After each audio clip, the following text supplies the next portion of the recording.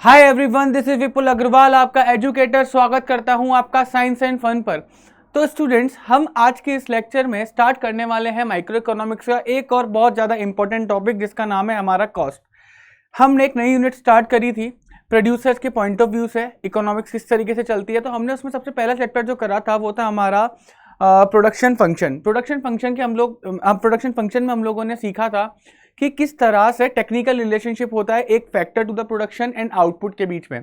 आज इस चैप्टर के अंदर हम लोग बच्चों उन फैक्टर्स की कॉस्टिंग के बारे में सीखेंगे। तो सबसे पहले इस चैप्टर के बेसिक्स से हम लोग स्टार्ट करेंगे कि कॉस्ट क्या होता है, और जैसे ही वहाँ पे वेरिएबल कॉस्ट, वेरिएबल फैक्टर्स और फिक्स फैक्टर्स से इसी के अकॉर्डिंग हम लोग इस चैप्टर के अंदर वेरिएबल कॉस्ट और फिक्स कॉस्ट को पढ़ेंगे। बट उससे पहले हम लोग इस चैप्टर में कॉस्ट का मतलब समझेंगे, और मेन बात है इकोनॉमिक्स में कॉस्ट का क्या मतलब होता है और अकाउंट्स में कॉस्ट का क्या मतलब होता है, इन दोनों के बीच में डिफरेंशिएट देखेंगे। तो आइए सबसे पहले इन्हीं दो टॉपिक से स्टार्ट करते हैं हम लोग। आज हम पढ़ने वाले हैं मीनिंग ऑफ कॉस्ट। कॉस्ट का मतलब क्या होता है, इस लाइन को पढ़ो। ये है बच्चों आपकी कॉस्ट की डेफिनेशन। तो cost is a total expenditure incurred in producing a commodity. Very simple, एक कमोडिटी को बनाने के लिए आपका कितना खर्चा हुआ उसको बोलते हैं बच्चों कॉस्ट।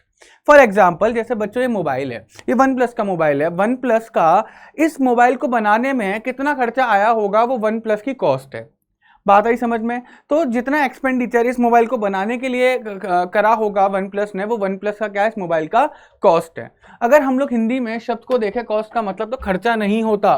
खर्चा नहीं होता, एक्सपेंडिचर का मतलब खर्चा होता है। कॉस्ट का मतलब होता है बच्चों लागत, कि किसी भी चीज को बनाने के लिए आपकी कितनी लागत लगी, आपका टोटल कितना खर्चा हुआ। बात आई समझ में? उसके बाद in economics cost is the sum total of explicit cost and implicit cost. Sir ये दोनों कॉस्ट क्या होती हैं, मतलब एक्सप्लिसिट कॉस्ट क्या है, इम्प्लिसिट कॉस्ट क्या है? इकोनॉमिक्स में दो अलग अलग तरीके की कॉस्ट क्यों है बच्चों? इसको ना हम लोग एग्जाम्पल के पर्सपेक्टिव समझेंगे, एग्जाम्पल के थ्रू समझेंगे। बट उससे पहले इनको थोड़ा सा एक बार रीडिंग कर लेते हैं इनकी। It is the actual money expenditure on inputs or payments made to the outsider for hiring their factor services। मतलब एक्सप्लिसिट कॉस्ट बताता है वो कॉस्ट जो कि आप लोग समझ रहे हो। इसका मतलब अगर हम कोई खर्चा करते हैं, हम लोग एक्चुअल कोई खर्चा करते हैं, यानी कि हमारे पास से मनी आउटफ्लो होता है। मनी आउटफ्लो होता है, हम किसी आउटसाइडर को मनी देते हैं, पैसा देते हैं, उसकी फैक्टर सर्विसेज लेने के लिए, उनको बोलते हैं बच्चों एक्सप्लिसिट कॉस्ट। यानी कि जो खर्चा फैक्टर सर्विसेज को हायर करने में हुआ वो भी किसी आउटसाइडर से, यानी कि मनी आउटफ्लो कर रहा है, उसको बोलेंगे बच्चों एक्सप्लिसिट कॉस्ट।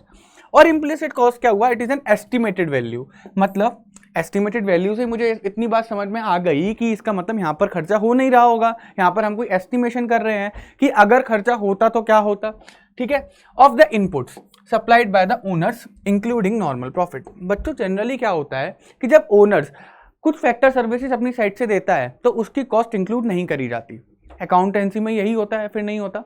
मेरे को बताओ, अगर ओनर ने कोई फैक्ट्री की बिल्डिंग अपनी तरफ से दे रखी है फैक्ट्री को, बिजनेस को, तो उसकी कॉस्ट हम लोग इंक्लूड नहीं करेंगे क्योंकि उस कॉस्ट के लिए कोई खर्चा नहीं हो रहा। बट इकोनॉमिक्स में वो कॉस्ट भी कंसीडर करी जाती है। तो जो कॉस्ट का खर्चा किसी आउटसाइडर को दिया जाता है फैक्टर सर्विसेज हायर करने के लिए, उसको बोलते हैं एक्सप्लिसिट कॉस्ट।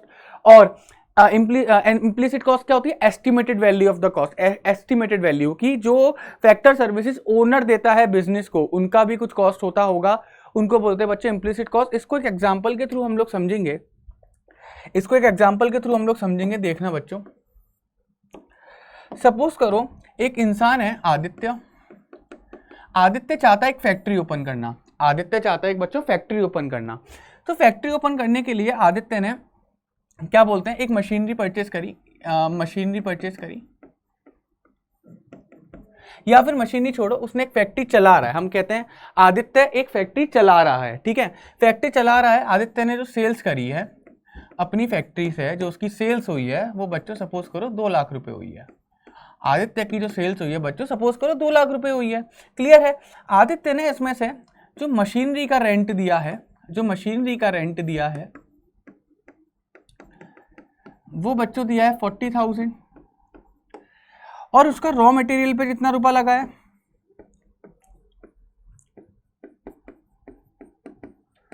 रॉ मटेरियल्स पे आदित्य खर्चा हुआ है 40,000। और लेबर पे आदित्य ने खर्चा करा है अपना 20,000। तो आदित्य के टोटल एक्सपेंसेस कितने थे? आदित्य ने टोटल 1 लाख रुपए खर्च करे हैं। बिल्कुल सही बात है।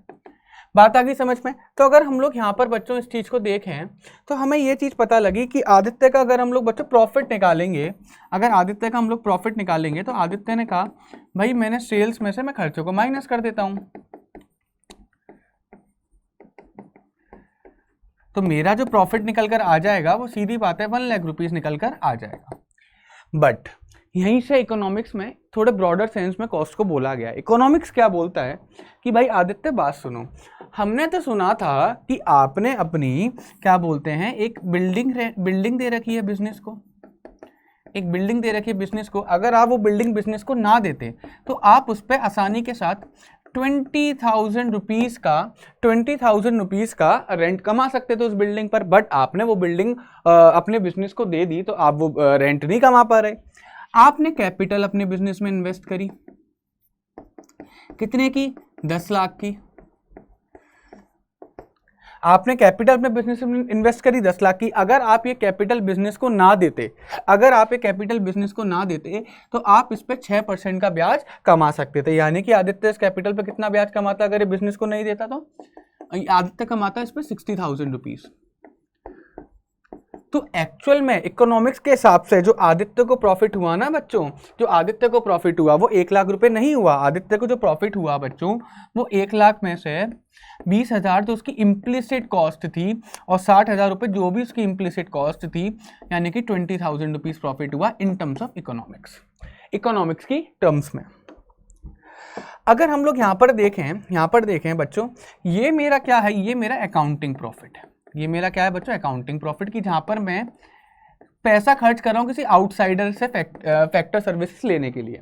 बट कुछ फैक्टर सर्विसेज आदित्य ने भी दी हैं कि बिल्डिंग दी है आदित्य ने, कैपिटल दी है आदित्य ने। तो ये जो मेरी कॉस्ट निकल कर आ रही है दोनों 20,000 एंड 60,000, ये मेरी इम्प्लिसिट कॉस्ट है। आई थिंक आप लोगों को समझ में आ गया होगा। अब इकोनॉमिक्स ऐसा क्यों करता है, इस चीज को थोड़ा समझने की कोशिश करो। आदित्य फैक्ट्री ओपन करने से पहले जॉब करता था। आदित्य फैक्ट्री ओपन करने से पहले बच्चों जॉब करता था। आदित्य जॉब करता था बच्चों क्या बोलते हैं अपनी 40,000 की। आदित्य जो जॉब करता था बच्चों 40,000 की, 40,000 ना लेके आप ये मान के चल सकते हो कि आदित्य 20,000 रुपीज की जॉब करता था। बात आई समझ में बच्चों? आदित्य करता था 20,000 रुपीज की जॉब। बट क्योंकि आदित्य ने बिल्डिंग रेंट पे नहीं, बिल्डिंग जो है अपने बिजनेस में नहीं लगा रखी थी, तो उसे 20,000 रुपए का उसमें से रेंट अलग से मिलता था। और साथ ही साथ आदित्य ने अपना जो कैपिटल 10 लाख रुपए बिजनेस में लगा रखे थे उस पर भी आदित्य को 60,000 रुपीज का इंटरेस्ट मिलता था। तो आदित्य की जो टोटल इनकम थी बच्चों वो 1 लाख रुपीज थी। आदित्य की जो टोटल इनकम थी ना स्टूडेंट्स, वो कितनी थी बच्चों? 1 लाख रुपीज थी। अब यहाँ से ना आपको चीज़ें समझ में आने लगी होंगी, क्योंकि इकोनॉमिक्स से बोलता है कि जब आदित्य बिजनेस नहीं कर रहा था, कुछ और कर रहा था, तो वो इन चीज़ों से पैसा कमा रहा था। लेकिन बिजनेस स्टार्ट करने के बाद आदित्य ने यही चीज़ें, यही फैक्टर सर्विसेज अपने लिए यूज़ करी। तो जब उसकी इनकम बंद हो गई या फिर नहीं हो गई, जब ये चीज़ें बिजनेस के अंदर आई तो आदित्य की इनकम बंद हो गई, नहीं हो गई? यानी कि आदित्य को तो नुकसान हो रहा है ना, खर्चा हो रहा है। 80,000 रुपये का हम लोग देखें भाई, आज के टाइम पे मेरे पास से कहीं 80,000 रुपये आ रहे हैं और वो आने बंद हो जाएं, तो बच्चों एक तरीके से खर्चा ही तो है, 80,000 रुपये का खर्चा ही तो है। तो इकोनॉमिक्स ऐसे कॉस्ट को भी काउंट करता है, अकाउंटिंग काउंट नहीं करता। अकाउंटिंग प्रिंसिपल बोलते हैं वही खर्चे काउंट होंगे जो हम एक्चुअल में पे कर रहे हैं। बात आई समझ में? पे कर रहे हैं या फिर उनके बदले में कुछ सामान खरीद रहे हैं, एक्सचेंज हो रहा है या फिर पेमेंट हो रहा है। लेकिन इकोनॉमिक्स बोलता है नहीं भैया, इम्प्लिसिट कॉस्ट को भी काउंट करो। देखो आदित्य के साथ गलत हो रहा है। आदित्य पहले इन चीज़ों पर 80,000 रुपये कमाता था, तो आदित्य ने यहाँ पर वो 80,000 रुपये अपने सेक्रीफाइस करे, तो ये कॉस्ट भी यहाँ पर इंक्लूड होगी। तो बच्चों एक बात मेरे को बताओ, क्या इम्प्लिसिट कॉस्ट थोड़ी थोड़ी अपॉर्चुनिटी कॉस्ट जैसी साउंड नहीं कर रही?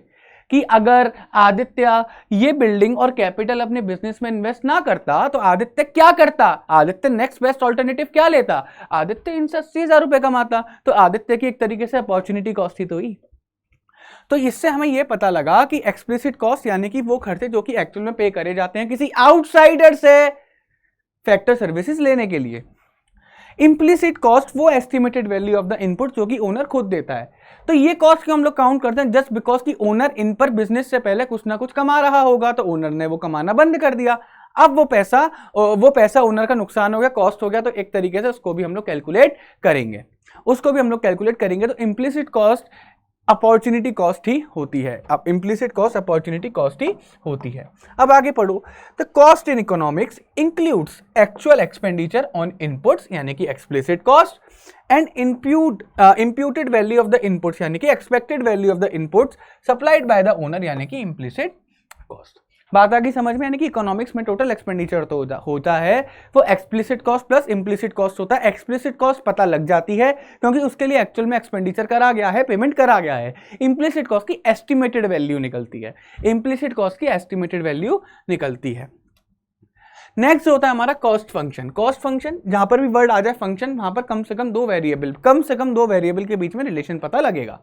कम से कम दो वेरिएबल के बच्चों बीच में रिलेशन पता लगेगा। बात ही समझ में, तो आप पढ़ते हैं the relation between cost and output is known as the cost function. Cost function refers to the functional relationship between cost and output. It is expressed as यानी कि जाहिर सी बात है इनके बीच में, यानी कि जो इक्वेशन बनेगी बच्चों उनके बीच में क्या बोलते हैं, आउटपुट और कॉस्ट, दो चीजें होंगी नहीं होगी, और उनके बीच में एक रिलेशन बताया गया होगा बच्चों, उनके बीच में एक रिलेशन बताया गया होगा। यहाँ पर बच्चों मेरे को एक बात बताओ, मैं फाइंड आउट क्या करना है, फाइंड आउट करनी है कॉस्ट। तो कॉस्ट इज इक्वल टू एक फंक्शन होगा और आउटपुट अंदर होगा, ये इक्वेशन बनेगी, ये फंक्शन बनेगा। इस फंक्शन में सी का मतलब क्या होता है, कॉस्ट, यानी कि बच्चों cost is dependent upon the output, कि आउटपुट में चेंजेस आएंगे तो कॉस्ट में भी चेंजेस आएंगे, तो cost is dependent upon the output. तो ओ से क्या मतलब हुआ, आउटपुट, आउटपुट मतलब टोटल प्रोडक्शन। तो आउटपुट और कॉस्ट के बीच में एक फंक्शनल रिलेशनशिप होता है, एक फंक्शनल रिलेशनशिप होता है, उसी को बच्चों हम लोग बोलते हैं कॉस्ट फंक्शन। तो a functional relationship between cost and output, functional relationship between cost and output is called cost function. The relationship between cost and output is known as cost function. Cost function refers to the functional relationship. क्या होता है cost मतलब, cost function मतलब functional relationship between cost and output, और वो इस तरीके से एक्सप्रेस करी जाती है। क्लियर है स्टूडेंट्स? नेक्स्ट हम लोग देखते हैं short run cost. Short run और लॉन्ग रन का मतलब मैंने आपको बता दिया था, मैंने आपको पिछले चैप्टर में ये भी बताया था कि हम फैक्टर्स को शॉर्ट टर्न की नज़र से देखेंगे, शॉर्ट टर्न के पर्सपेक्टिव से देखेंगे। तो जब बच्चों फैक्टर्स को शॉर्ट टर्न की पर्सपेक्टिव से देखा जा रहा है तो उन पे होने वाले खर्चों को भी, उन पे होने वाली कॉस्ट को भी हम शॉर्ट टर्न के पर्सपेक्टिव से देखेंगे। तो इस वजह से यहाँ पे वर्ड यूज हुआ है short run cost. Short run cost के अंदर जैसे फिक्स शॉर्ट रन फैक्टर्स के अंदर, जैसे शॉर्ट रन या फिर आउटपुट के अंदर जैसे दो फैक्टर्स होते थे ना, वेरिएबल फैक्टर्स, फिक्स फैक्टर्स। तो वेरिएबल फैक्टर्स पे होने वाले खर्चे को बोलते थे वेरिएबल कॉस्ट, और फिक्स फैक्टर पे होने वाले खर्चे को बोलते हैं बच्चों फिक्स कॉस्ट। वहीं पर यहाँ पर हम लोग पढ़ेंगे। तो fix cost refer to those costs which do not change with the change in the level of output. तभी तो इसका नाम फिक्स कॉस्ट रखा गया। यानी कि फिक्स कॉस्ट का मतलब, अब बच्चों मेरे को एक एग्जांपल दो छोटा सा। मैंने एक जमीन किराए पे ली, एक मैंने क्या बोलते हैं लैंड किराए पे ली, रेंट पे ली, उसका रेंट है 20,000, ठीक है। अब उस पर मैं प्रोडक्शन करूं या उस पर मैं प्रोडक्शन नहीं करूं, प्रोडक्शन ज़्यादा करूं, प्रोडक्शन कम करूं, उसका तो रेंट मुझे ओनर को देना पड़ेगा या फिर नहीं देना पड़ेगा? बताओ सोच के जरा। ओनर को हम ये तो नहीं बोल सकते कि इस महीने प्रोडक्शन नहीं हुआ तो इस महीने हम रेंट नहीं देंगे, देना पड़ेगा। So these are the fixed cost. ऐसी मशीनरी का होता है, अगर आपने कोई मशीनरी परचेज कर ली तो आपका खर्चा हो गया। अब आप प्रोडक्शन करो मत करो, लेकिन मशीनरी का तो खर्चा हो गया है ना। या फिर आप कुछ ऐसी लेबर को हायर कर लेते हो, ऐसी लेबर को हायर कर ले, फिक्स लेबर हम जिसे बोलते हैं, कि उनको पैसा देना ही देना है, महीने का 10,000 रुपये जाना ही जाना है, अब चाहे प्रोडक्शन हो चाहे ना हो। ऐसे खर्चों को बोलते हैं बच्चों फिक्स कॉस्ट, और जिन पर ये खर्चे करे जाते हैं उनको बोलते हैं बच्चों फिक्स फैक्टर्स। हमने पिछले चैप्टर में पढ़ा था, machinery, land, building, fix labour, ऐसी चीज़ें। तो अगर मैं इसका एक आपको स्केड्यूल बनाकर दूं तो स्केड्यूल उसका कैसे बनेगा बच्चों, एक बार देखिएगा। अगर मैं आपको उसका स्केड्यूल बनाकर दूं तो स्केड्यूल कैसा बनेगा स्टूडेंट्स, एक बार देख लीजिएगा। ओहो, एक सेकंड स्टूडेंट्स, देखिएगा बच्चों इसका स्केड्यूल।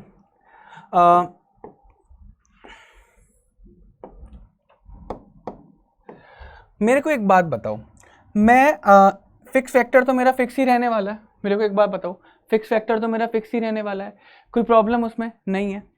तो अगर बच्चों मैं ज़ीरो आउटपुट करूँगा, मैं ज़ीरो आउटपुट करूँगा, मेरा आउटपुट बच्चों ज़ीरो है, यहाँ मेरा आउटपुट बच्चों कितना है, ज़ीरो है, तो उस पर लगने वाली कॉस्ट मेरी कितनी होगी? अगर जीरो आउटपुट पे मेरी 12 रुपये लग रहे हैं तो इसका मतलब बच्चों 12 रुपये क्या है, मेरी फिक्स कॉस्ट है, क्योंकि फिक्स कॉस्ट का मतलब ये हो गया even at zero output, zero output पर भी फिक्स कॉस्ट अपना पूरा रहेगा, वो कम नहीं होगा। अगर बच्चों मैं अपना आउटपुट कर देता हूँ 1, तो मेरा फिक्स कॉस्ट कितना रहेगा सर? फिक्स कॉस्ट आपका 12 ही रहेगा, क्योंकि आप इस पर प्रोडक्शन ज़्यादा करो कम करो, फिक्स कॉस्ट आपका सेम रहने वाला है। अगर मैं इसमें आउटपुट कर देता हूँ 2, तो मेरा फिक्स कॉस्ट कितना रहेगा सर? तब भी 12 ही रहेगा। अगर मैं इसमें आउटपुट कर देता हूँ 3, तो मेरा फिक्स कॉस्ट कितना रहेगा? तब भी सर 12 ही रहेगा। अगर मैं इसमें आउटपुट कर देता हूँ अपना 4, तो मेरा फिक्स कॉस्ट कितना रहेगा सर? तब भी 12 ही रहेगा। अगर मैं अपना आउटपुट कर देता हूँ इसमें 5, तो मेरा फिक्स कॉस्ट कितना रहेगा? तब भी 12 ही रहेगा, और 6 पर भी मेरा 12 ही रहेगा। तो इससे मेरे को ये चीज़ पता लगी कि fix cost do not change with the change in the output, और वही इसकी डेफिनेशन भी बोलती है, आउटपुट में लगातार चेंजेस आ रहे हैं लेकिन फिक्स कॉस्ट हिलने को तैयार नहीं है। तो ये कॉस्ट कैसी है बच्चों? ये कॉस्ट मेरी फिक्स्ड कॉस्ट है। और यही आप इस शेड्यूल को अगर ढंग से देखोगे तो relationship between output and cost में एक रिलेशन बता रहा है, नहीं बता रहा, कि 2 पर भी 12 ही रुपये खर्च हो रहे हैं, 4 पर भी 12 रुपये खर्च हो रहे हैं। तो इसी तरीके से प्रोडक्शन फंक्शन होता है, जो इनके रिलेशन की एक इक्वेशन होती है उसको हम लोग बोलते हैं प्रोडक्शन फंक्शन, जो होती है हमारी C is equal to F bracket में O, यानी कि functional relationship between output and cost. बात आ गई बच्चे समझ में?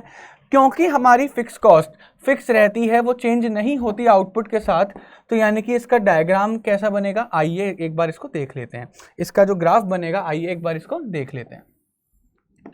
इसके ग्राफ को बच्चों एक बार देख लेते हैं। यहाँ पर हम लोग लिख लेते हैं बच्चों यूनिट्स, और यहाँ पर लिख लेते हैं हम लोग कॉस्ट। यहाँ लिख लिया हमने यूनिट्स, यहाँ लिख लिया हमने कॉस्ट।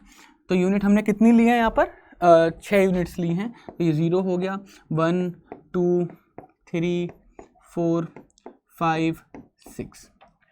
तो बच्चों अगर मैं इसमें देखूं ढंग से, इसमें अगर मैं बच्चों ढंग से देखूं, तो बच्चों मेरे को एक बात बताओ, क्या मेरा फिक्स कॉस्ट कांस्टेंट है या नहीं है? हाँ है। तो जब भी मेरा एक वेरिएबल कांस्टेंट होता है, उस केस में मेरी एक लाइन या तो पैरेलल टू एक्स एक्सिस बनेगी या पैरेलल टू वाई एक्सिस बनेगी। बट इस केस में क्योंकि कॉस्ट फिक्स है, कॉस्ट मेरी आ रही है बच्चों किस पर? वाई एक्सिस पर, तो यानी कि जो मेरी लाइन बनेगी वो पैरेलल टू एक्स एक्सिस बनेगी, यानी कि ये मेरा 12 हो गया। तो इससे मेरे को ये पता लगा कि आप आउटपुट कुछ भी रखो, आप आउटपुट बच्चों कुछ भी रखो, मेरा कॉस्ट हमेशा 12 ही आना है। अगर मैं 1 आउटपुट रख रहा था तब भी मेरा कॉस्ट 12 था, अगर मैं 4 आउटपुट रख रहा था तब भी मेरा कॉस्ट 12 था। तो इससे मेरे को ये पता लगा कि जो कॉस्ट का, फिक्स कॉस्ट का जो ग्राफ होता है वो पैरेलल टू एक्स एक्सिस होता है। इसको मैं बोल सकता हूँ बच्चों पैरेलल टू एक्स एक्सिस, और ये मेरा क्या है? ये मेरा फिक्स कॉस्ट का ग्राफ है। बताओ बच्चों क्लियर है या फिर नहीं है ये चीज़? मेरे को जल्दी बताइए, क्लियर है? कमेंट बॉक्स में प्लीज़ लिख देना। बहुत ही आसान है, फिक्स कॉस्ट तो बहुत ही ज़्यादा आसान है, इसका ग्राफ भी बहुत आसान है, इसका स्केड्यूल भी बहुत आसान है। 0 1 2 3 4 5 6 लिख देना, और यहाँ पर एक ही कोई 12 रुपये 13 रुपये 14 रुपये जो भी आपकी श्रद्धा हो उस हिसाब से यहाँ पर रुपये अपने लिख दीजिएगा। अब हम लोग नेक्स्ट पढ़ते हैं वेरिएबल कॉस्ट को। अब आप फिक्स कॉस्ट को समझ के वेरिएबल कॉस्ट को तो समझ गए होंगे। तो वेरिएबल कॉस्ट जो है फिक्स कॉस्ट का अपोजिट ही होता है। तो वेरिएबल कॉस्ट का क्या मतलब है? यानी कि वो कॉस्ट जो कि आउटपुट के साथ चेंज होगी, वो कॉस्ट बच्चों जो कि आउटपुट के साथ चेंज होगी। आउटपुट के साथ चेंज होगी मतलब अगर आउटपुट बढ़ेगा तो कॉस्ट इंक्रीज करेगी, आउटपुट कम होगा तो कॉस्ट डिक्रीज करेगी। तो variable cost refers to the cost which changes with the changes in the output. अगर आउटपुट में चेंज आएंगे तो वेरिएबल कॉस्ट के अंदर भी चेंज आएंगे। आइए इसका एक बार ग्राफ को देख लेते हैं। इसके एक बार बच्चों अब पहले स्केड्यूल को देख लेते हैं, स्केड्यूल से क्लियर हो जाएगा। एक बार इसके स्केड्यूल को देख लेते हैं, स्केड्यूल से बच्चों क्लियर हो जाएगा।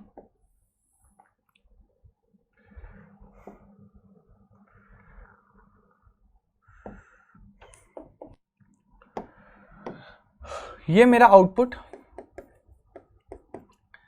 ये मेरी कॉस्ट, और कॉस्ट कौन सी है? वेरिएबल। कॉस्ट कौन सी स्टूडेंट्स? मेरी वेरिएबल। आइए देखो, तो अगर मैं जीरो आउटपुट कर रहा हूं तो जीरो आउटपुट पे मेरी कॉस्ट कितनी बैठेगी? सर 0 ही रहेगी। वेरिएबल कॉस्ट का ये कहना है कि अगर आप 0 प्रोडक्शन कर रहे हैं तो उस पर कोई कॉस्ट इंकर नहीं होगा। वेरिएबल कॉस्ट तभी होगा जब आप कोई प्रोडक्शन करेंगे। तो हम अगर प्रोडक्शन नहीं कर रहे तो इसका मतलब यह है कि वेरिएबल कॉस्ट भी इंकर नहीं होगा। वेरिएबल कॉस्ट भी बच्चों इंकर नहीं होगा। क्लियर है? तो अगर हम 1 आउटपुट कर रहे हैं तो हमारा वेरिएबल कॉस्ट कुछ भी हो सकता है। फॉर एग्जांपल सपोज कर लो मेरा वेरिएबल कॉस्ट बच्चों 5 होगा, मेरा वेरिएबल कॉस्ट बच्चों 5 होगा। अगर मैं 2 यूनिट्स प्रोड्यूस कर रहा हूँ तो मेरा वेरिएबल कॉस्ट स्टूडेंट्स 9 होगा। अगर मैं 3 यूनिट्स प्रोड्यूस कर रहा हूँ तो मेरा वेरिएबल कॉस्ट 14 होगा। अगर मैं 4 यूनिट्स को प्रोड्यूस कर रहा हूँ, अगर बच्चों मैं 4 यूनिट्स को प्रोड्यूस कर रहा हूँ तो मेरा वेरिएबल कॉस्ट बच्चों मान के चलो 21 होगा। अगर मैं 5 यूनिट्स को प्रोड्यूस कर रहा हूँ तो मेरा वेरिएबल कॉस्ट सपोज करो 29 होगा। अगर मैं 6 यूनिट्स को प्रोड्यूस कर रहा हूँ तो मेरा वेरिएबल कॉस्ट 39 होगा। अगर मैं 7 यूनिट्स को प्रोड्यूस कर रहा हूँ, हमने 6 ली थी ना तो 6 ही यहाँ पर लेते हैं तो ठीक रहेगा। बच्चों हमने 6 ली थी ना, एक सेकेंड रुको, सॉरी हमने हाँ 6 ली थी तो 6 तक ही मान के चलो, तो 6 यूनिट तक मेरा वेरिएबल कॉस्ट जो है 39 होगा। बात आ गई समझ में? जितने आप लोग फिक्स कॉस्ट में अपने वो दिखाइएगा, यूनिट्स आउटपुट दिखाइएगा, उतना ही वेरिएबल कॉस्ट में आप लोग दिखाइएगा। आओ इस चीज़ को देखते हैं, इसका ग्राफ हम लोग बनाकर देखते हैं बच्चों। वही सेम, ये वाई एक्सिस, सॉरी ये वाई एक्सिस, ये हमारी एक्स एक्सिस, ये हमारा ओरिजिन, यहाँ पर आएंगे हमारी यूनिट्स और इधर आएगा हमारा क्या, आउटपुट या फिर कॉस्ट।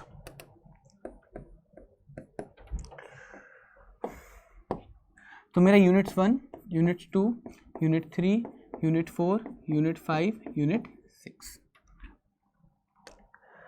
तो अब लोग अगर हम इसमें देखेंगे तो बच्चों 0 पर तो 0 था, यानी कि यहाँ से लाइन स्टार्ट होगी, हमारी लाइन जो है ओरिजिन से स्टार्ट होगी।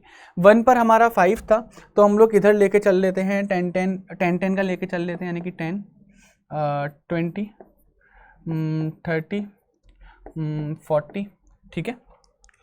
आइए देखिए, तो जब मेरा आउटपुट 0 था तो 0 ही था। 1 पर कितना था, 5 था, यानी कि किसी इस जगह पर आएगा।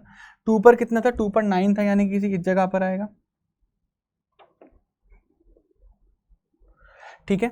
3 पर कितना था, 3 पे 14 था। 3 पे कितना था, 3 पे 14 था, तो 3 पे 14 किसी इस जगह पर आएगा, है ना। 4 पे कितना था, 4 पे 21 था, 4 पे 21 किसी इस जगह पर आएगा। 5 पर कितना था, 29 था, 5 पर हमारा 29 था, यानी कि 29 किसी इस जगह पर आएगा। और 6 पे हमारा 39 था, यानी कि 39 हमारा किसी इस जगह पर आएगा। तो हम लोग अगर इसमें देखेंगे तो हमारा ग्राफ कैसे बनेगा, ध्यान से देखिएगा। पहले इसे, फिर ऊपर जाता हुआ नंबर्स के हिसाब से अकॉर्डिंगली जो बोर्ड पे मैंने बनाया उस पर क्लियर नहीं दिख रहा आपको, थोड़ा थोड़ा हल्का हल्का दिख रहा होगा, ठीक है। बट एक सेकेंड स्टूडेंट्स, हाँ अब ठीक है। तो अगर आप इसे ढंग से देख पाएँ तो ग्राफ की शेप कैसी बन रही है, अगर आप बच्चों से ढंग से देखेंगे तो ग्राफ की शेप बच्चों को पहले इस तरीके से गया, फिर इस तरीके से ऊपर जा रहा है ना। अगर आप देखेंगे तो पहले ऐसे जा रहा है, फिर ऐसे करके एकदम से ऊपर चला गया। तो बच्चों ऐसी शेप को बोलते हैं हम लोग इन्वर्टेड एस। क्या बोलते हैं इसको हम लोग, inverted S shape, inverted S, उल्टा एस, इन्वर्टेड एस शेप बोलते हैं। और ये हमारा वेरिएबल कॉस्ट का हमारा डायग्राम है, ये हमारा वेरिएबल कॉस्ट का डायग्राम है। बात आई समझ में, क्लियर है या फिर नहीं है? अब ऐसा क्यों होता है, ऐसा क्यों होता है, इस चीज़ को समझने देखिएगा। थोड़ा सा हम लोग वेरिएबल फैक्टर्स की साइड चलते हैं। वेरिएबल फैक्टर्स में हम लोगों ने क्या देखा था कि जो हम इनिशियली फैक्टर्स को इम्प्लाई करते हैं, फैक्टर को अप्लाई करते हैं ऑन द प्रोडक्शन, तो हम लोग देखते हैं जैसे जैसे इन स्टार्टिंग में इनिशियली जब फैक्टर्स को इंक्रीज करते हैं ना, तो हमारा output at a increasing rate increase होता है ना। फिर उसके बाद क्या होता है, at a decreasing rate increase होता है। क्लियर है नहीं क्लियर है? तो उसी की वजह से क्या हुआ, जब हमारा वेरिएबल फैक्टर्स जब हम इंक्रीज करेंगे तो हमारा output at increasing rate increase होगा, जिसकी वजह से जो हमारी कॉस्ट है वो इंक्रीज तो करेगी but at a decreasing rate, और जब हमारे वेरिएबल फैक्टर्स इंक्रीज होंगे एट अ डिक्रीजिंग रेट, तब हमारी कॉस्ट जो है बच्चों इंक्रीज होगी but at a increasing rate. क्योंकि जब हमारे फैक्टर्स कम आउटपुट देंगे इसका मतलब क्या है, हमारा कॉस्ट ज़्यादा हो रहा है, और जब हमारे फैक्टर्स ज़्यादा आउटपुट देंगे इसका मतलब क्या है, हमारा कॉस्ट कम हो रहा है। तो वहाँ पर बच्चों शेप क्या थी इसकी, ऐसी ही कुछ थी, बट जो हमारे वेरिएबल फैक्टर्स की शेप थी वो ऐसे कुछ निकल कर आ रही थी। बट यहाँ पर जो शेप आ रही है बच्चों वो ऐसे निकल कर आ रही है। तो शेप में बच्चों डिफरेंस है, शेप में बच्चों क्या है, डिफरेंस है। शेप में कंफ्यूज मत होइएगा, शेप अलग अलग होती है हमारी, हमारे प्रोडक्शन फंक्शन की शेप अलग होती है और हमारी कॉस्ट की शेप अलग होती है, वेरिएबल कॉस्ट की शेप अलग होती है, वेरिएबल फैक्टर्स की शेप अलग होती है। तो प्लीज़ इस जगह पर कंफ्यूज मत होइएगा, काफ़ी बच्चे इस जगह पर कंफ्यूज हो जाते हैं। अब कुछ मैं क्वेश्चंस पूछता हूँ जिसका आंसर आप लोगों को कमेंट बॉक्स में देना है। मैं कुछ क्वेश्चन पूछता हूँ आप लोगों से। पहला क्वेश्चन जो मेरा ये है कि अगर बच्चों मैं बिल्कुल भी आउटपुट नहीं कर रहा, मैं जीरो प्रोडक्शन कर रहा हूँ, क्या जीरो प्रोडक्शन में मेरा फिक्स कॉस्ट भी जीरो रहेगा? आंसर लिखिए जल्दी से। मैं इसका आंसर देता हूँ, जीरो नहीं रहेगा। फिक्स कॉस्ट हमेशा फिक्स रहती है। Even at the zero output जो भी हमारी फिक्स कॉस्ट होगी 10 रुपये, 11 रुपये, 12 रुपये, 13 रुपये, वो उतनी ही रहने वाली है। पिछले एग्जाम्पल में मैंने आपको बताया था। क्या अगर मैं बच्चों आउटपुट जीरो कर रहा हूँ, क्या मेरा वेरिएबल कॉस्ट भी जीरो रहेगा? जल्दी से इसका आंसर लिखिए। हाँ, मेरा वेरिएबल कॉस्ट भी जीरो रहेगा, क्योंकि वेरिएबल कॉस्ट का मतलब ही होता है कि अगर प्रोडक्शन नहीं हो रहा तो कॉस्ट भी इंकर नहीं हो रही, प्रोडक्शन बढ़ रहा है तो कॉस्ट भी बढ़ रही है। बात आई समझ में या फिर नहीं आई? वेरिएबल कॉस्ट वेरिएबल कॉस्ट का फंक्शन कैसे करती है? पहले तो करती है increase at a decreasing rate, फिर देन उसके बाद increase at a increasing rate. तो इस चीज को यहां पर लिख लीजिएगा। सबसे पहले तो वो इंक्रीज करेगी एट डिक्रीजिंग रेट, देन उसके बाद वो इंक्रीज करेगी, तो इंक्रीज तो करेगी बट एट इंक्रीजिंग रेट। बच्चों बात समझ में आ गई? क्लियर है? कोई प्रॉब्लम इसमें? कोई प्रॉब्लम इसमें नहीं है। ठीक है, हम लोग आगे बढ़ते हैं। आगे चल के हम लोग देखते हैं हमारा टोटल कॉस्ट। हमारा टोटल कॉस्ट क्या होता है? टोटल कॉस्ट को हम लोग एक बार समझते हैं कि हमारा बच्चों टोटल कॉस्ट क्या होता है।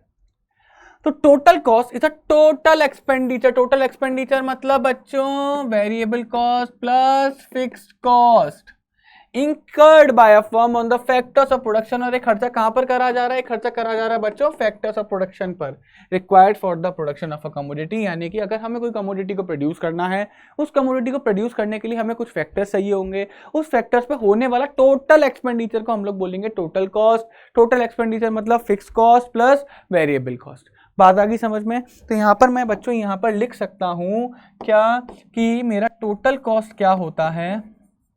My total cost is equal to fixed cost plus variable cost।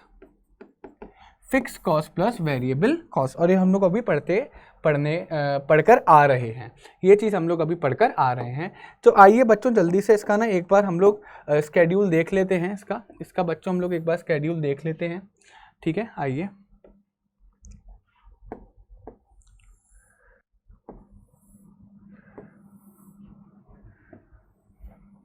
तो ये है बच्चों हमारा क्या आउटपुट, ये है हमारा क्या फिक्स कॉस्ट, ये है हमारा वेरिएबल कॉस्ट, और ये है हमारा टोटल कॉस्ट। और टोटल कॉस्ट का मतलब क्या हो गया बच्चों? Fix cost plus variable cost. तो बच्चों मेरे को जल्दी बताओ, पिछले एग्जाम्पल से पिछले ही डेटा हम लोग यूज़ करेंगे जिससे कि आप लोगों के लिए आसानी होगी। मेरा हर आउटपुट पर मेरा जो फिक्स कॉस्ट था वो 12 था। तो यहाँ पर भी लिख लो 0 1 2 3 4 5 6। तो 0 पर मेरा फिक्स कॉस्ट कितना था? 12 था। 1 पर भी कितना था? 12 था। 2 पर भी कितना था? 12 था। 3 पर भी कितना था? 12 था। 4 पर भी कितना था? 12 था। 5 पर भी कितना था? 12 था। 6 पर भी कितना था? 12 था। क्लियर है? अगर मैं वेरिएबल कॉस्ट की बात करूं तो 0 पर मेरा 0 था, 1 पर मेरा 5 था, 0 पर मेरा 0 था, 1 पर बच्चों मेरा 5 था, 2 पर बच्चों मेरा 9 था, 3 पर मेरा 14 था आई थिंक, और 4 पर मेरा था 21 29 39। तो 21 29 और 39। ठीक है, आइए स्टूडेंट्स यहाँ पर देखिएगा। अब ये तो हमें बस क्या करना है, यहाँ पर प्लस करना है। तो जब मेरा आउटपुट 0 था तो मेरा टोटल कॉस्ट कितना था भैया? 12 रुपये तो फिक्स कॉस्ट के थे और वेरिएबल कॉस्ट कुछ जान ही रहा था, यानी कि मेरा टोटल कॉस्ट कितना निकल कर आया? मेरा टोटल कॉस्ट बच्चों 12 निकल कर आया। देन अगर मेरा 12 रुपये मेरा एक यूनिट पे 12 रुपये मेरा फिक्स कॉस्ट था, 5 रुपये मेरा वेरिएबल कॉस्ट था, यानी कि जो मेरा टोटल कॉस्ट निकल कर आया वो 17 निकल कर आया जब मैं एक यूनिट को प्रोड्यूस कर रहा हूँ। ऐसे ही करके बच्चों 2 यूनिट को प्रोड्यूस करने में 12 + 9 यानी कि 21, 3 यूनिट को प्रोड्यूस करने में मेरा 12 + 14 यानी कि 26, और 4 यूनिट्स को प्रोड्यूस करने में मेरा निकल रहा है 12 + 21 यानी कि 33, और फिर उसको मैंने 12 + 29 यानी कि 41, और 12 + 39 इज इक्वल टू 51। अब बच्चों मेरे को एक बात बताओ, अगर आप लोग शायद फोकस कर रहे होंगे तो मेरे को एक बात बताओ बच्चों, इसके बीच में गैप कितना था 5 का, इसके बीच में गैप कितना था 4 का, इसके बीच में गैप कितना था 5 का, इसके बीच में कितना था हमारा 7 का, इसके बीच में कितना था 8 का, और यहाँ पे कितना था 10 का। तो जो बच्चों मार्जिनल यानी कि जो मार्जिनल इधर होगा, जो मार्जिनल कॉस्ट हमारा इधर होगा, वही हमारा मार्जिनल कॉस्ट इधर होगा। यानी कि इधर कितना था 5 का, यहाँ पर 4 का, यहाँ पर हमारा 5 का, फिर यहाँ पर हमारा 7 का, इधर हमारा 8 का, और इधर हमारा 10 का। तो बच्चों आप लोग देख पा रहे होंगे कि जिस स्पीड से वेरिएबल कॉस्ट बढ़ रहा है, कम हो रहा है, उसी स्पीड से हमारा टोटल कॉस्ट बढ़ रहा है, कम हो रहा है। अब इसके पीछे का रीज़न क्या है? इसके पीछे का रीज़न सिंपल सा ये है कि total cost variable cost plus fix cost था, और जो हमारे चेंजेस आ रहे हैं टोटल कॉस्ट में वो खाली वेरिएबल कॉस्ट की वजह से आ रहे हैं, वो फिक्स कॉस्ट की वजह से नहीं आ रहे, क्योंकि फिक्स कॉस्ट में तो हर जगह पे कोई भी चेंज नहीं हो रहा। तो फिक्स कॉस्ट की वजह से कोई भी चेंज नहीं आ रहा, सारे चेंजेस जो आ रहे हैं हमारे वेरिएबल कॉस्ट की वजह से आ रहे हैं, जिसकी वजह से टोटल कॉस्ट में भी जो चेंजेस आएंगे वो हमारे वेरिएबल कॉस्ट की वजह से आएंगे।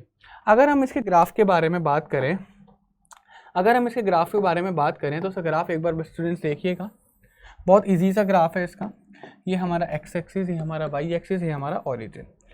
बच्चों एक बात मेरे को बताओ, इसका जो ग्राफ बनता है ना, इसका जो स्टूडेंट्स ग्राफ बनता है वो कुछ इस तरीके से बनता है। क्लियर है? ये हमारा बन गया टोटल कॉस्ट का ग्राफ। सर ये तो मेरे ख्याल से वेरिएबल कॉस्ट जैसा लग रहा है। हाँ, ये वेरिएबल कॉस्ट जैसा ही ग्राफ है, बट वेरिएबल कॉस्ट में जो हमारा ग्राफ स्टार्ट हुआ था वो स्टार्ट हुआ था 0 से। यहाँ पर हमारा 0 से स्टार्ट नहीं हो रहा ग्राफ, यहाँ पर हमारा ग्राफ जो स्टार्ट होगा बच्चों वो स्टार्ट होगा 12 से।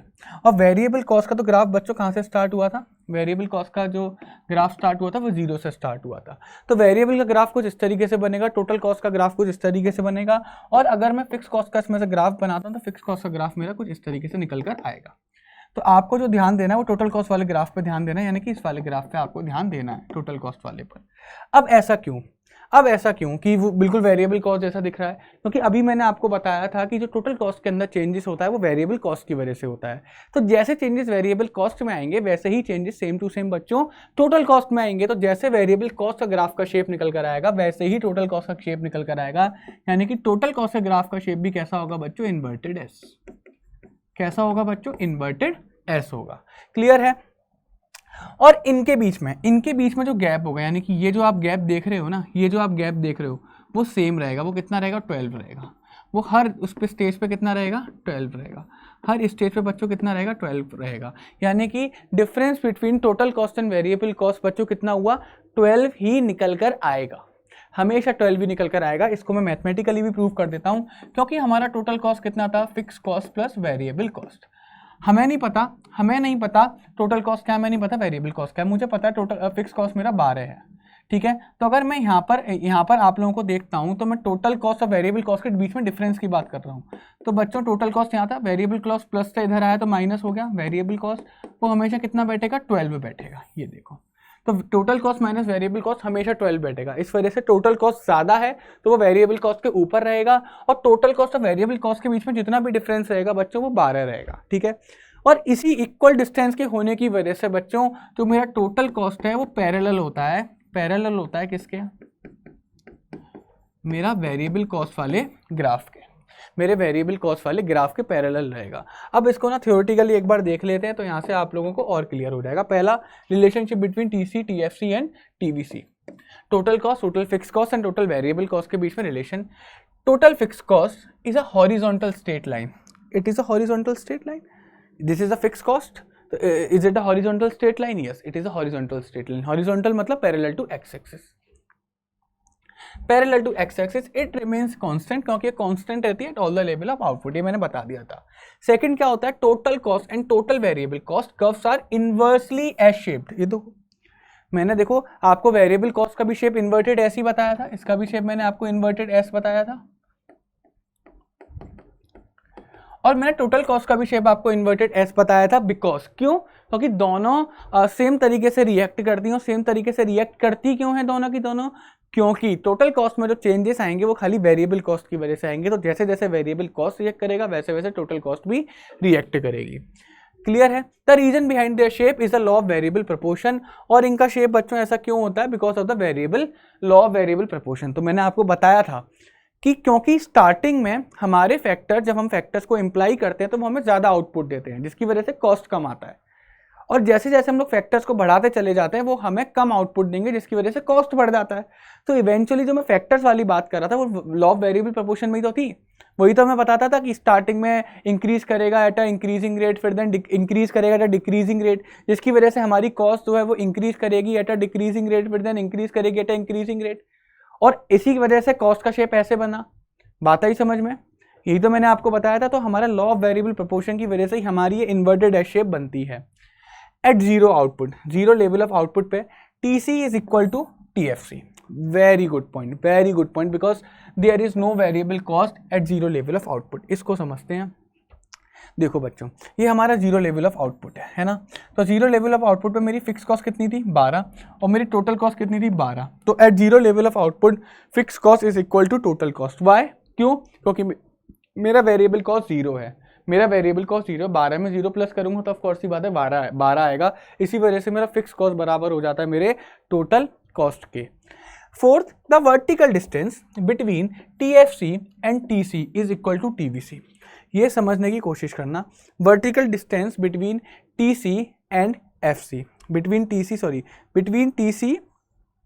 TFC and TC। सो बच्चों अगर मैं आपको, चलो मैं एक और ग्राफ बना कर दिखा देता हूँ, उसमें आपको क्लियर दिखेगा।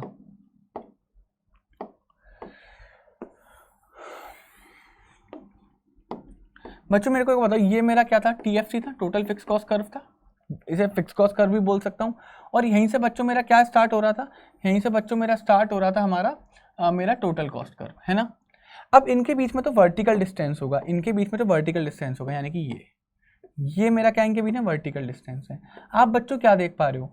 मेरा वर्टिकल डिस्टेंस इंक्रीज कर रहा है नहीं कर रहा? मेरा वर्टिकल डिस्टेंस इंक्रीज कर रहा है नहीं कर रहा? हाँ। तो टोटल फिक्स कॉस्ट और टोटल कॉस्ट के बीच में जो एक वर्टिकल डिस्टेंस होगा वो हमेशा इंक्रीज करेगा। क्यों इंक्रीज करेगा? क्योंकि मेरा वेरिएबल कॉस्ट भी इंक्रीज हो रहा है, क्योंकि बच्चों मेरा वेरिएबल कॉस्ट भी इंक्रीज हो रहा है, तो the vertical distance between TFC curve and TC curve is equal to TVC। वो इंक्रीज करेगा। पहली बात, क्यों इंक्रीज करेगा? क्योंकि मेरा वेरिएबल कॉस्ट भी इंक्रीज हो रहा है। और बच्चों सुनो मेरी बात, ये जितना इसकी लेंथ है, यानी कि इसकी लेंथ A मान लूँ, B मान लूँ, C मान लूँ, D मान लूँ, E मान लूँ, तो E की लेंथ कितनी होगी? जितनी इस पॉइंट पर मेरी वेरिएबल कॉस्ट की जितना मेरा वेरिएबल कॉस्ट होगा। तो इवेंचुअली जो डिस्टेंसेस शो करते हैं ना, डिस्टेंसेस क्या बताते हैं हमें कि ये डिस्टेंसेस मेरे क्या है? ये मेरे वेरिएबल कॉस्ट है। ये डिस्टेंस मेरा क्या है? Variable cost. तो vertical distance between TFC and TC, ठीक है, ये किसके बराबर होगा? ये वेरिएबल कॉस्ट के बराबर होगा। तो इवेंचुअली ये टोटल वेरिएबल कॉस्ट ही बता रहा है। बात आ गई समझ में? TC एंड TVC, TC यानी कि total cost and total variable cost are parallel to each other, ये तो मैंने अभी पढ़ाया था। And the vertical distance between them remains the same, क्योंकि ये भी मैंने पढ़ाया था कि उनके बीच में डिफरेंस क्या होता है? सेम होता है। देखो 12 हर जगह पर पढ़ा रखा है मैंने, TC एंड TVC के बीच में। At all levels of output just because the fix cost is fixed at all the levels of output. That is why कि अगर हम लोग वेरिएबल कॉस्ट के अंदर फिक्स कॉस्ट को प्लस करेंगे तो हमारा टोटल कॉस्ट भी क्या निकल कर आने वाला है? वो भी हमारा सेम निकल कर आने वाला है। That is why total cost बराबर होगा, मतलब टोटल कॉस्ट और टोटल वेरिएबल कॉस्ट का जो ग्राफ होगा वो आपस में क्या होंगे बच्चों? पैरेलल होंगे। तो हमारी आज की क्लास में बस इतना ही। बाकी हम लोग जो चैप्टर कंटिन्यू करेंगे वो हमारी नेक्स्ट इकोनॉमिक्स के लेक्चर में कंटिन्यू करेंगे। तब तक के लिए बच्चों गुड बाय, टेक केयर। और ये नोट्स आप हमारे साइंस एंड फन के ऐप से भी डाउनलोड कर सकते हैं। प्लीज़ हमारे चैनल को सब्सक्राइब जरूर करिएगा, इस वीडियो को लाइक करिएगा और अपने फ्रेंड्स के साथ इस वीडियो को शेयर भी करिएगा ताकि उन्हें भी क्वालिटी एजुकेशन मिल सके। तब तक के लिए goodbye everyone, take care.